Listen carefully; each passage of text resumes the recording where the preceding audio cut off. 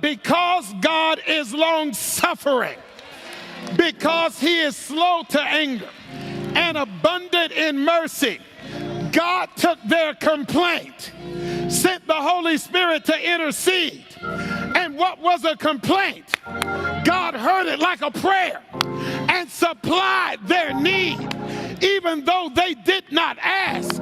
And so for 40 years, God didn't just send food on top of food.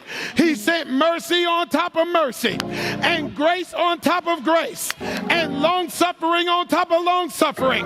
And day after day, he was patient. And day after day, he was kind. And he did not treat them as they deserved, but he treated them according to the multitude of his tender mercies. And see, I don't want you to interpret it wrongly. Don't think that you complain your way to the blessings of God.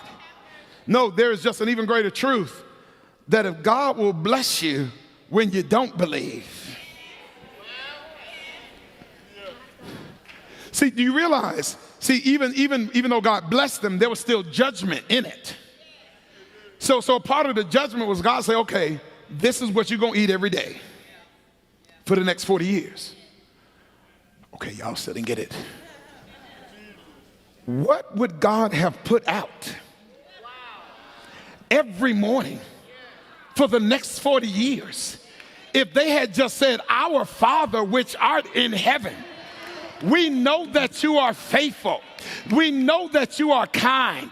We know that you love us." If they had just come to God in faith and in prayer, I don't believe they would have eaten one meal for the next 40 years. But every day, the same way God sends new mercies, one day they would have woke up and it would have been steakums. Next day they would have woke up and it would have been links. The next day they woke up and it would have been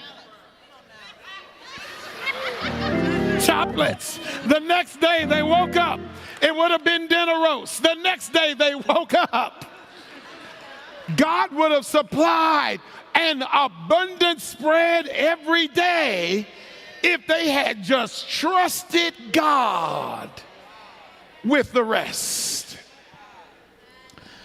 And see, friends of mine, this whole week, as we spent last week and we spent, last Sunday night talking about the celebration of hope, like this whole principle has just been, overriding my soul and my spirit to just teach and, really drill into the minds of the people of God that we are coming upon a season where radical trust is going to be required.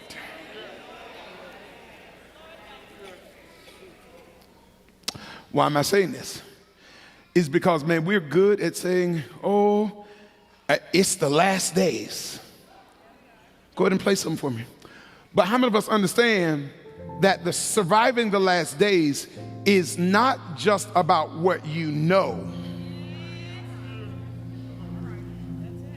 It's about how much you believe.